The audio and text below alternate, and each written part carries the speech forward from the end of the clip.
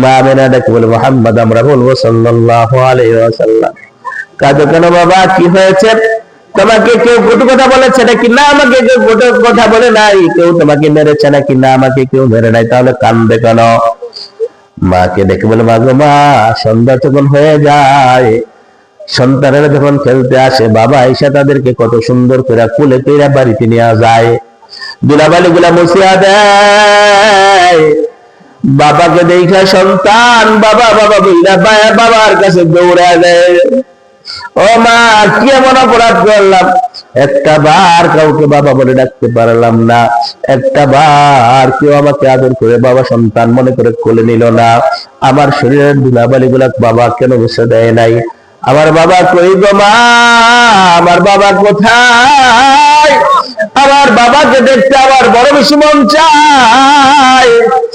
আমার বাবা কোথায়? আহাজারি কান্না দেখে বুঝায়া মা আমেনা শিশু মুহাম্মদ সাল্লাল্লাহু আলাইহি ওয়াসাল্লাম তিনি বাড়িতে চলে আসে। রাত্রটা চলে যায়।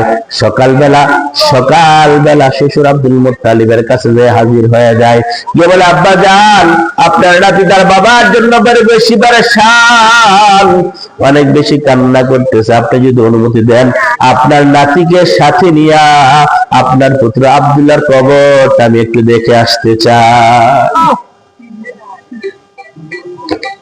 ও ভাই আমার গভীর মনোযোগ।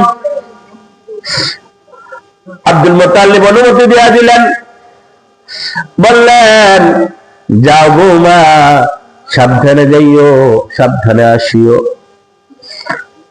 হযরত আব্দুল মুত্তালিবের অনুমতি পাইয়া মা আমেনা শিশু মুহাম্মদ সাল্লাল্লাহু আলাইহি ওয়াসাল্লামকে সাথে নিয়া, সাথে আবু লাহাবের দাসী দুটো সোয়াইবা পরে যিনি মুক্ত করে দিয়েছিলেন, তাকে সাথে নিয়া আব্দুল্লাহর কবর দেখার জন্য মা আমেনা শিশু মুহাম্মদ সাল্লাল্লাহু আলাইহি ওয়াসাল্লামকে নিয়ে যাত্রা শুরু করেছে। মদিনার মধ্যবর্তী স্থানে ছিল আব্দুল্লাহর কবর। দূর থেকে মা আমেনা শিশু মুহাম্মদ সাল্লাল্লাহু আলাইহি ওয়াসাল্লামকে বাবার কবর দেখায়া দেয়, দেখো এটাই তোমার বাবার কবর।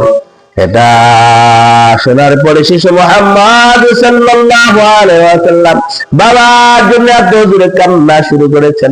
আমার নবীজির কান্নার কারণে আকাশ বাতাস বাড়ি হয়ে গেছে। আমার ভাইরা হাওয়া করে কাঁদতে আরম্ভ করেছে। মনে হয় গাছের পাতাগুলো আমার নবীজির সাথে কান্না করতেছে।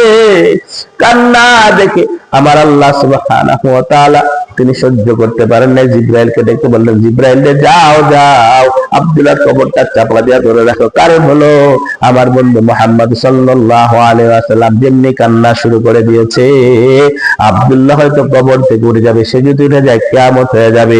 আমার নবীর কান্নার আওয়াজ শুনে আল্লাহ রাব্বুল আলামিন জিব্রাইল পাঠায় দিয়েছে। আমার নবীজি কাঁদতে কাঁদতে বেকার হয়ে গেছেন। মা আমেনা বুঝায় যখন বাড়িতে ফিরতেছিলেন, ওই জায়গার মধ্যে এমন জ্বর মা আমেনা হয়ে গেল, ওই জায়গার মধ্যে তিনি মার মৃত্যুবরণ করলেন, ওখানে তিনি মরে গেলেন। আমার নবীজি শিশু অবস্থায় 6 বছর বয়সে বাবার কবর দেখতে যাইয়া মা হারা হইয়া জন্মের পরে এতিম হইয়া মক্কায় আবার ফিরে এসেছে। ও ভাই আমার, আল্লাহ কেন মা বাবার প্রতি ইহসানের কথা বলেছেন? আমার আপনার বাবা মা আপনার আমার জন্য যত কষ্ট করেছে, এই কষ্ট দুনিয়ার জমিনে আর কেউ করবে না। বাবা বাজারে গেছে, খরচপাতি করার পরে 10 টাকা আছে, পেটের মধ্যে অজস্র ক্ষুধা, মনটা চায় 10 টাকা দিয়ে একটা বন কিনে বাড়িতে বন কিনা খাই। পানি খাইলে পেটটা ভরবে। যখন বনটা কিনছে খাওয়ার জন্য, মনে পড়ে গেছে রে, বাড়ির মধ্যে আমার একটা অবুঝ সন্তান আছে, বাবা বনটা খায় না। একটা কাগজ দিয়ে ফেসাইয়া বন্ডারে পকেটে নিয়ে বাড়িতে ফিরে আসে, পেটে খিদে নিয়ে বাড়িতে ফিরে আসে। আয়েশা বলে, কই গো, কই আসো? আমাকে কটা রাত্রের ভাত দাও, খাইয়া খেতে যাওয়া লাগবে, জমিনে যাওয়া লাগবে কাজ করার জন্য। আর ওই যে বাজার থেকে বন্ডা নিয়ে আসে, সন্তানকে খাওয়ায় বাবা মনে করে, সেজন্য নিজে খাইতেছে। 10 টাকা বাঁচানোর জন্য এখন তো রিক্সা সিএনজি অনেক আছে। আহারে মুরব্বী বাবারা বলতে পারবেন, 10 সন্তানের দিকে তাকাইয়া, পরিবারের দিকে তাকাইয়া 10 টাকা ভাড়া বাঁচানোর জন্য মানুষ কত মাইলের পর মাইল হাঁটছে, ঠিক কিনা? হিসাবতা। এই জন্য ভাই মা মুহূর্তে আসার করা লাগবে। হাতে ধরে পায়ে ধরে বলে যাই রে বাবা, যাদের মা বাবা বেঁচে আছে যতদিন তাদের সুযোগ পাবেন খেদমত করবেন, তাদের দোয়া নিবেন। মা বাবার দোয়া ছাড়া যতই ব্যারিস্টারি পড়ো না কেন, যতই আলেম হও না কেন, যত মুফতি হও না কেন, যতই মুহাদ্দিস হও না কেন, তুমি সঠিক রাস্তায় থাকতে পারবা না মা বাবার দোয়া ছাড়া। মা বাবার খেদমত করবেন, মুরব্বীদের সাথে আদবতা রক্ষা করে চলবেন, তাহলে লেখাপড়া যদি কমও হয় আল্লাহ আপনাকে রহমত করে ভালো রাস্তা রাখবে। সুবহানাল্লাহ। আমরা মা বাবা, যাদের মা বাবা বেঁচে আছে তাদের খেদমত করবে ইনশাআল্লাহ।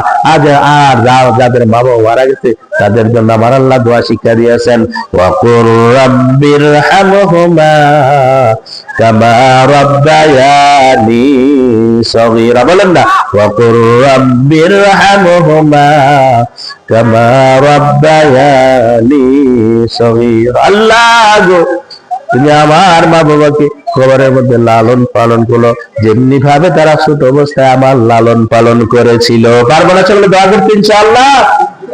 আল্লাহ রাব্বুল আলামিন আমাদেরকে কবুল করে সকলে বলি আমিন। আল্লাহর নবী নূরের নবী, আল্লাহর নবী নূরের নবী, যার নেই গো তুলনা, নূরে ঝলমল ঝলমল করে সোনার মদিনা। বলেন না, নূরে ঝলমল ঝলমল করে সোনার মদিনা।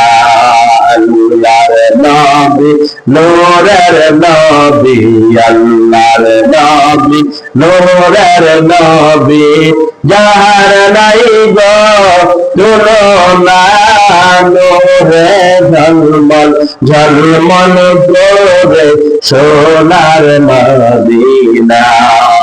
হাজি গনে হজ করিয়া দেশে এসে ওই দান দিয়া গো, মদিনা যে এত সুন্দর, মদিনা যে এত সুন্দর, আমার মন যে মানে না, নূরে ঝলমল ঝলমল করে সোনার মদিনা। মায়া মেনা স্বপ্নে দেখেন গর্বে তাহার নূর, মায়া মেনা স্বপ্নে দেখেন গর্বে তাহার নূর, সেই নূরেরই নাম রাখিলেন